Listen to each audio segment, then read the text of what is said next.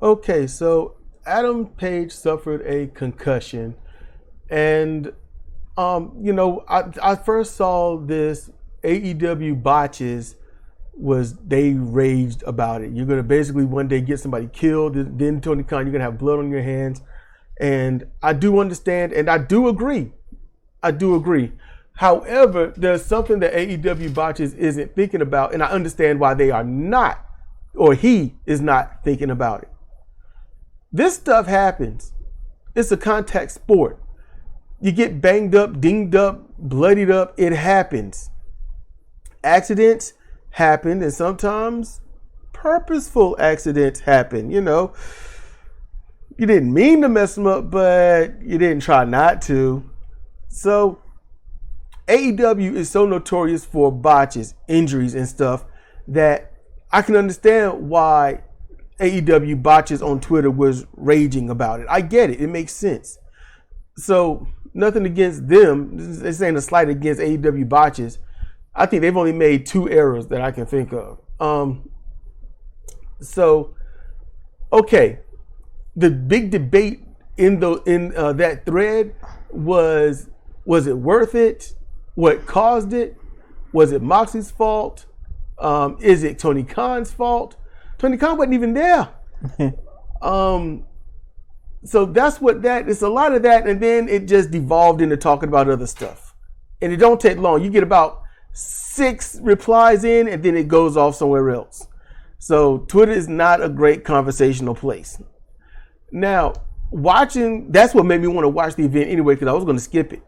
But no, we got a thing here where what we're going to do is we're going to watch all the wrestling and only talk about anything that interests us, anything that makes one of us got a comment about it or something. That's what we're going to go on. So we watched the match. MJF did a great promo with Regal earlier. We already went over that. But then this happened. Look, the match, Cedric was bored. Okay. I was. Very bored. I'm working on a wrestling move in Fire Pro, because I just didn't. This is the main event. And I'm like, why? Because it started off with an attack outside, and you get outside, you get the blood. It's a Moxley match. It's a modern wrestling match. It was just meaningless. It didn't capture me at all.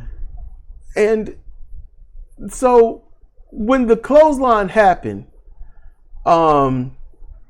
Moxley he did it Bradshaw's way. It was just really short range instead of running off the ropes and getting a lot of momentum. Now, what y'all need to understand is the impact of the clothesline probably had nothing to do with it.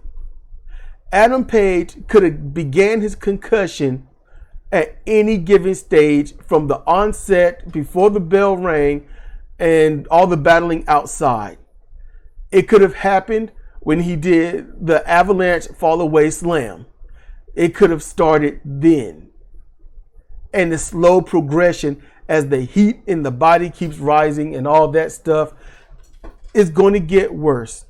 You're not slowing down. There's no brain rest. The brain is all heated up from, internal body temperatures and whatnot. So, and then his response to the clothesline, where he did that flip like everybody likes to do, and that swinging the brain inside the head. And that is the crux of what I want to warm up to. My bad. No, it's okay. No, you ain't doing anything wrong. Ain't nothing wrong, girl. So, here's the thing. Here's what AEW botches could have talked about or said something on. When it comes to modern wrestling, is to try to wow the crowd. So every time there's a clothesline of any caliber or lariat of any caliber, the defending wrestler takes it and has to do some flip. Always. Law of averages, a lot of people get banged up off the flip.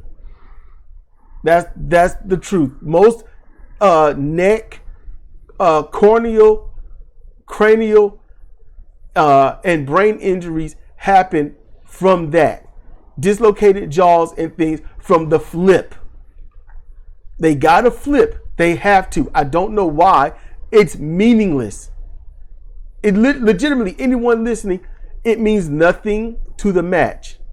It doesn't show damage. It doesn't show that the match is over or anything. It simply means, oh my goodness, he took that lariat, he turned him inside out, and the crowd is like, oh my God, he hit him so hard, he flipped.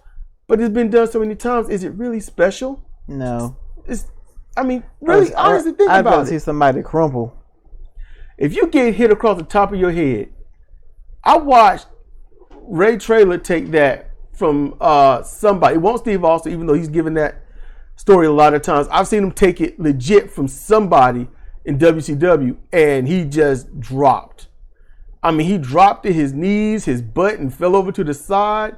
And then I saw him kind of chuckle. I don't think I should have saw that. I don't think anyone should have saw that. Bad camera angle. But, it could have been a grimace. I don't know. His abdomen was jerking like he was chuckling. So, I've seen that. You could take a lariat like that and make it look like it's really devastating. But since he's got a flip and he's already hurt up probably and didn't really want to thoroughly acknowledge it, he flipped and he landed wrong. Adam Page, I've seen him flip out of lariats many times. He's never landed like that. That was the first. It looked like he almost broke his neck. Yeah. His head was twisted too far as it was. And then all of a sudden he lands in a poor position that he normally wouldn't land in. All right. When Adam Page lands, he's usually flat with his head up. All right. I pay attention to stuff like that. He didn't do that this time. That means that he was already losing cognition. And then when he probably it was a small bump to the head off that clothesline. And Moxley ain't the safest person in the ring, even though he's been trained to be safe. He ain't the safest person in that ring. And it was probably a doozy for him. So, just as much as the person taking the clothesline has to flip, the one delivering it has to deliver it in a way that helps them flip. Cooperation that you shouldn't be able to see. So it could have been any number of factor of things. It really could. It harkens back to, and this might be a sore spot for everyone, but Chris Benoit. We like to blame Vince McMahon. We like to blame WWF at the time, WWE as it is now. But the truth is, the way he worked, those concussions and the smoothing of his brain and him losing who he is and was, that was happening over years. Many years. And he would take shots to the head legitimately. I've seen it. Punches, chair shots. I've seen it.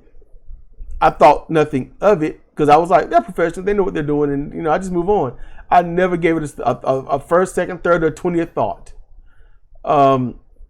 So with this right here, with Hangman Adam Page, okay, is it a work or is it real? Well, it's hard to say. If you do kayfabe, you do it right. You be on social media, you're going to say, yeah, it's concussion, yada, yada, yada, but you're not in your home, you're chilling. All right? Why would I say it would be a work? Why would this be a work? Because although this happened, they cleared the ring, great camera work that CJ was talking about while we was watching it, to not show him being hauled off and stuff like that. MJF comes out after Moxley talks it up. It's just a little too convenient, don't you think? And the fact that MJF was in the rafters at the beginning and then halfway through he was gone. So maybe MJF saw what happened, gave the Iggy or something, and then, as Cornette would say, and then it gets down to the referee. The referee's like, hey, call out MJF. It could have been that on the spot thing. That could have been if this is a work. Not a work, but a shoot. If all this is a shoot. So that's what that sounds like. If it's a shoot, then okay, you got something in your back pocket just in case. Or this is going to happen and suddenly, I don't know, but he was ready. MJF knows what to do. And here's the thing about pro wrestling, everybody. When it's a good part of professional wrestling, you don't know when it's a shoot or a work. You should not ever know. There's a reason why they don't give up the secrets. Too bad everybody knows a lot of stuff now. And I'm one of the ones that don't want to know. I don't even want to see. I don't. But where did Moxley mess up? Where did he mess up? He gets the microphone and he gets out there and he does a baby face thing. I hope he's going to be well and yada, yada, yada. Yeah, okay. And no. This is the guy that has spent his entire career talking about hurting people, making them bloody, breaking necks, breaking backs, drinking their blood, making them bleed rivers and buckets and pools and filling, just whatever it can be to be something brutal to end someone's life. And in this, when he legitimately is involved in a situation that may have messed his opponent up, he doesn't even use it. He's got to be the dumbest motherfucker in wrestling. Yeah. Look, I get it. Hometown boy, he wants to have the whole people behind him. No. You just laid him out with what you call the King Kong lariat, a move that don't mean shit. And this guy, see, I'm on the podcast, but he's going to sit here on live TV and say fuck and shit. And what in the hell? I'll be like, you're done. Go away. You have breached contract or something. You got to go. You're stupid. You lose the belt, look good, put it as a job resume or something like that, move on. We can't do this anymore, Moxley. Goon. We can't do this. I would have cut that promo of some style of, look everybody, I'm sorry the match was short, but when you're in the ring with me, you just might get messed up. This is professional wrestling. This is combat style sport. This is here. I'm trying to win. I'm not trying to impress you. I'm not trying to send you home smiling and all this. No, I'm trying to win and keep my belt. Keep this paycheck rolling. He got in here. He knew the risk. He knew the dangers. And look what happened. That's just the way it is. Now, somebody else is sitting there gunning for my position, and they seem to be holding some casino chip. You saw what I just did to somebody I like, right? Come on down here, nephew. Get some. And then MJF answered the call. They had already started taking the ring down. The ropes were all sagging and stuff. MJF couldn't even get out the ring right. He cut another great promo on Moxley, and then Moxley, as people say, he wants to be Steve Austin so bad. Well, yeah. This MJF, he's the realest thing going. And no, he's not trying to be a babyface right now. He's being real. There's a difference. He's being real. I'm enjoying MJF because I don't know when it's him turned on and turned up or if it's all just an absolute work. Mm-hmm. And that's why I like MJF, because I can't tell the difference. And I'm at the point I don't even want to know, or I don't even care to look for it. I chill. But when it comes to certain things, looking really bringing up stuff that no one really should know about, like the last commentary I did, that's when I start really looking at stuff. I'm like, why'd you bringing this stuff up? What's going on? And so then I'm checking faces, I'm checking mannerisms, postures, and whatnot. So when it comes to, the whole Adam Page being injured and stuff, is it a work? Is it not? I don't know. You'll never know. Regardless what's reported and copycatted and whatnot. If it's a work, then amazing. Good job. Yeah. Never let us know. If it's a shoot, then both of y'all are too stupid to stay in the ring together or with anybody else. And I wouldn't trust you with my body in that ring if I were professional wrestling. Because if you're a professional, these things shouldn't be happening every single week. It's that simple. It's that real. If you're a professional wrestler out there, you want to look down on me and whatnot because of what I'm saying and whatnot. Hey, you get in the ring with somebody that's going to hurt you and then mess up your career. You able to put food on your table because they're not fully trained, or they're fully trained but just don't care.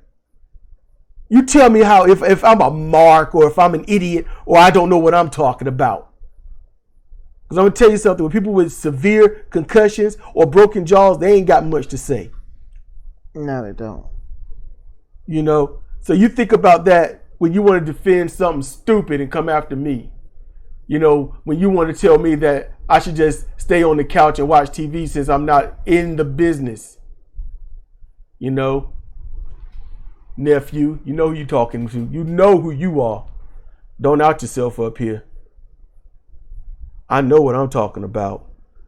I hope you never have to find out. I know what I'm talking about. Stay safe in that ring and work with people that's going to work properly with you. Work with safe people and nobody else. Have standards. Have them. And that's how you rebuild professional wrestling. Have standards and don't do too much. Just wrestle. Talk your talk and walk it too. See you next time.